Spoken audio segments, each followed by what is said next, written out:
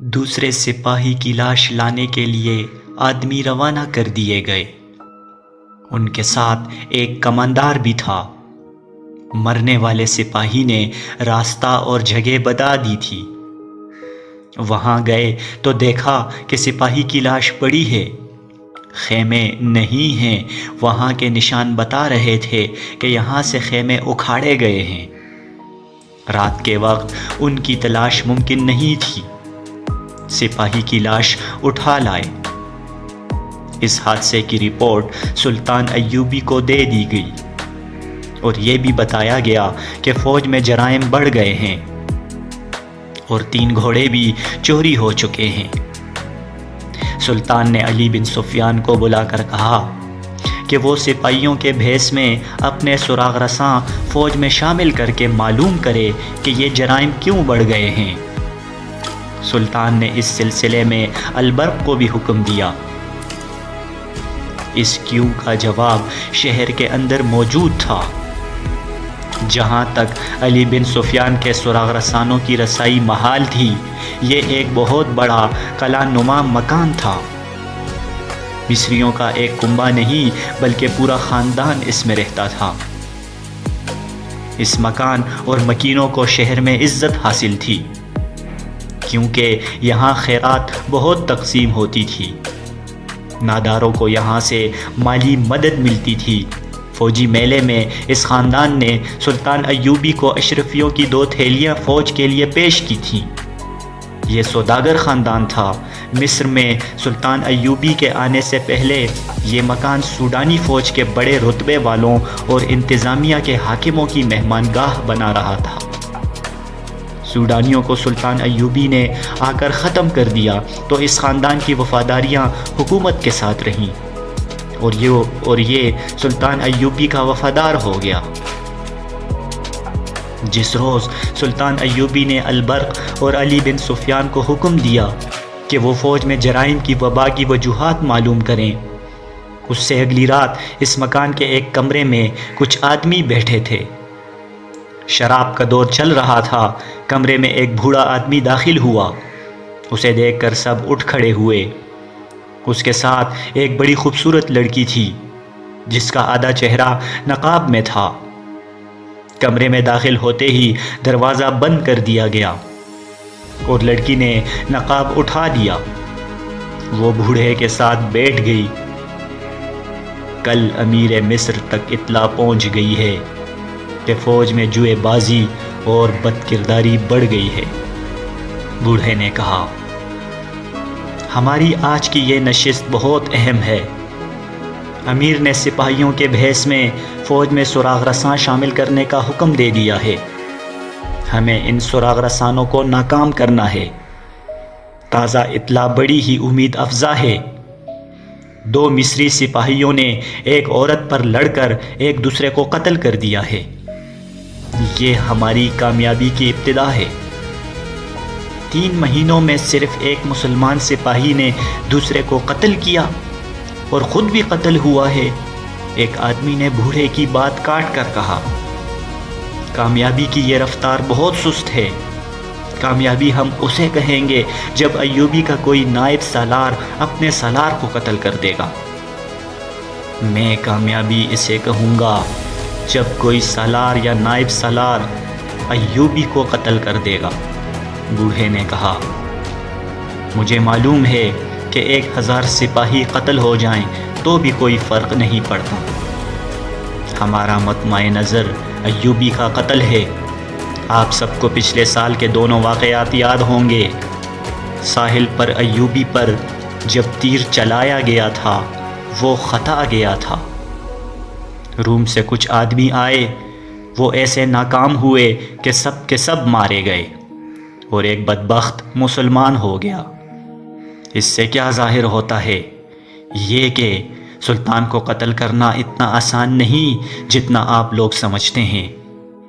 یہ بھی ہو سکتا ہے کہ ایوبی قتل ہو جائے تو اس کا جانشین اس سے زیادہ سخت اور کٹر مسلمان ثابت ہو۔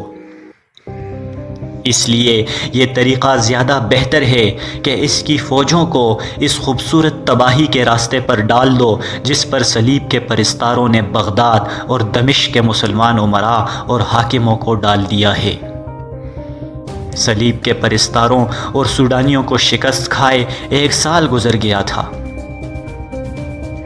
ایک نے کہا، اس 1 سال میں آپ نے کیا کیا ہے؟ محترم، آپ بڑا لمبا راستہ اختیار کر رہے ہیں۔ 2 آدمیوں کا قتل بے حد لازمی ہے، ایک صلاح الدین ایوبی جبکہ دوسرا علی بن سفیان۔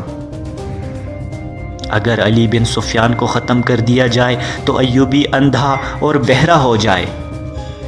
ایک اور نے کہا، میں نے انہیں آنکھیں حاصل کر لی ہیں جو سلطان ایوبی کے سینے کے ہر ایک راز کو دیکھ سکتی ہیں۔ بوڑھے نے کہا اور اس لڑکی کی پیٹھ پر ہاتھ رکھا جو اس کے ساتھ آئی تھی۔ بوڑھے نے کہا، یہ ہیں وہ آنکھیں، دیکھ لو ان آنکھوں میں کیا جادو ہے۔ تم سب نے ایوبی کے ایک حاکم خادم الدین البرق کا نام سنا ہوگا، تم میں سے بعض نے اسے دیکھا بھی ہوگا۔ صرف 2 آدمی ہیں جو صلاح الدین کے سینے میں دیکھ سکتے ہیں، ایک علی جبکہ دوسرا البرق۔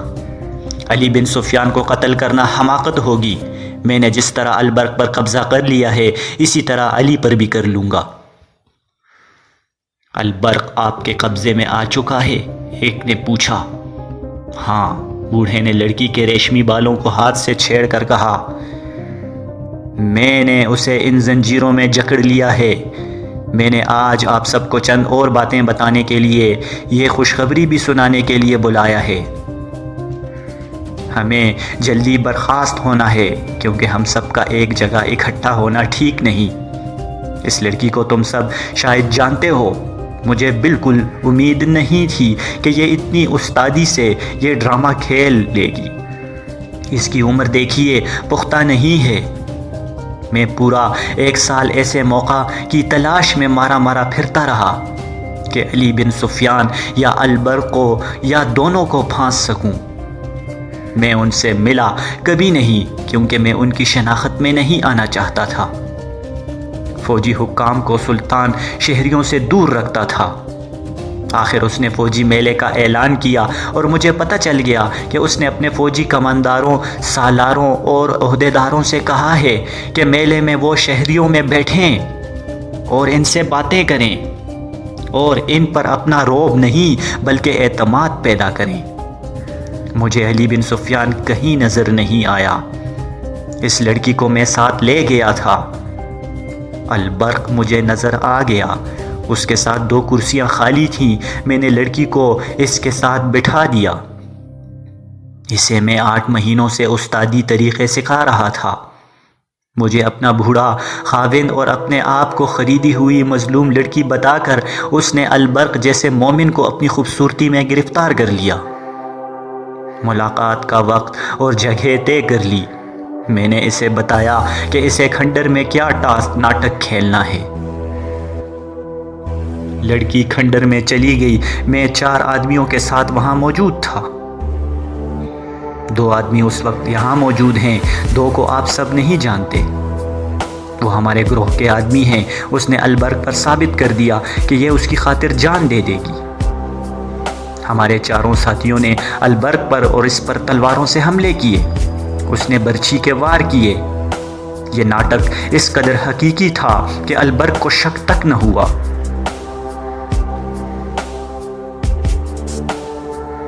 میں نے اسے اپنا نام آصفہ بتا رکھا ہے، لڑکی نے کہا۔ میں حیران ہوں کہ اتنی پختہ عمر کا حاکم اتنی آسانی سے میرے جال میں پھنس کیسے گیا۔ میں نے اسے شراب کا عادی بنا دیا۔ اس نے کبھی نہیں پی تھی۔ پہلی بیوی اسی گھر میں رہتی ہے، اس کے بچے بھی ہیں، لیکن وہ سب کچھ بھول گیا ہے۔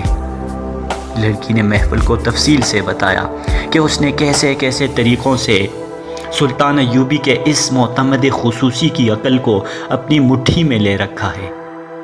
ان 3 مہینوں میں یہ لڑکی مجھے صلاح الدین ایوبی کے کئی قیمتی راز دے چکی ہے۔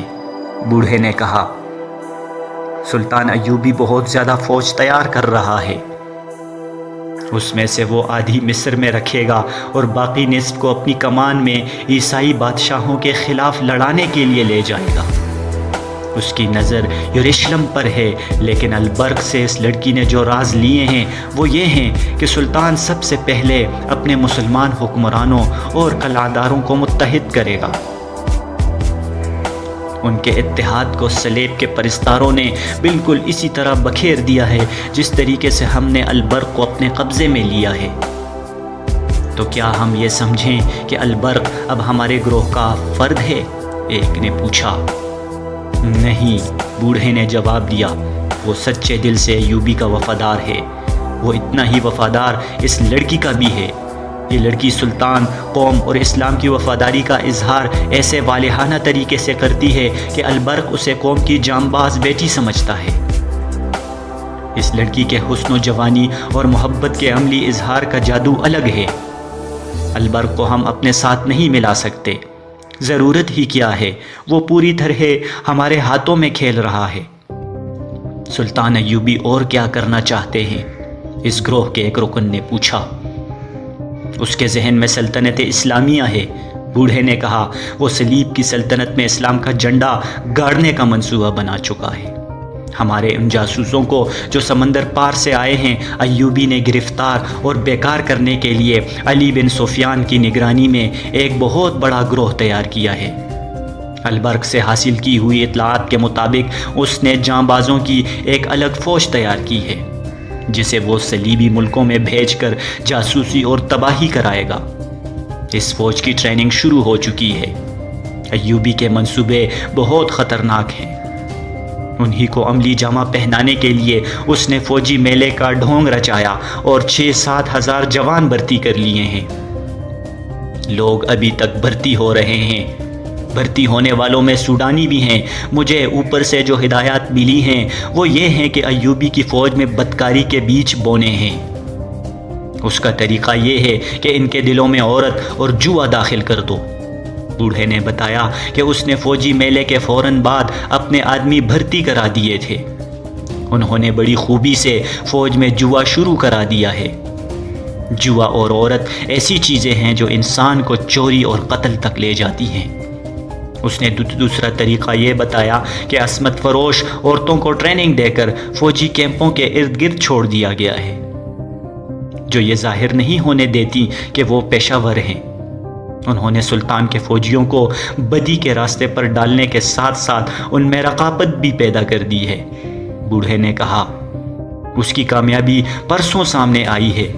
2 سپاہی ایک عورت کے خیمے میں بیک وقت پہنچ گئے۔ دونوں لڑ پڑے اور ایک دوسرے کو بری طرح زخمی کر دیا۔ ایک تو خیمے میں ہی مر گیا، دوسرے کے متعلق پتہ چلا کہ کیمپ میں جا کر مر گیا ہے۔ یہ رپورٹ سلطان ایوبی تک پہنچ گئی ہے۔ اس نے علی بن سفیان اور البرق کو حکم دیا ہے کہ فوجوں میں اپنے سراغ رساں بھیج کر معلوم کریں کہ جوا بازی، چوری چکاری اور بدکاری کیوں بڑھتی جا رہی ہے۔ لہٰذا آپ سب ان تمام عورتوں سے جو اسی کام میں مصروف ہیں کہہ دیں کہ کیمپوں کے قریب نہ جائیں۔ اسی مجلس میں یہ بھی بتایا گیا کہ آصفہ، جس کا اصلی نام کچھ اور تھا، 5ویں 6ٹی رات اس بوڑھے کو اطلاعیں دینے جاتی ہے جو وہ البرق سے حاصل کرتی ہے۔ جس رات اسے باہر نکلنا ہوتا ہے وہ البرق کو شراب میں ایک خاص صفوف گھول کر پلا دیتی ہے۔ اس کے اثر سے صبح تک اس کی آنکھ نہیں کھل سکتی۔ مجلس میں یہ انکشاف بھی ہوا کہ مصر کے شہروں اور قصبوں میں خفیہ قحبہ خانے اور قمارخانے قائم کر دیے گئے ہیں۔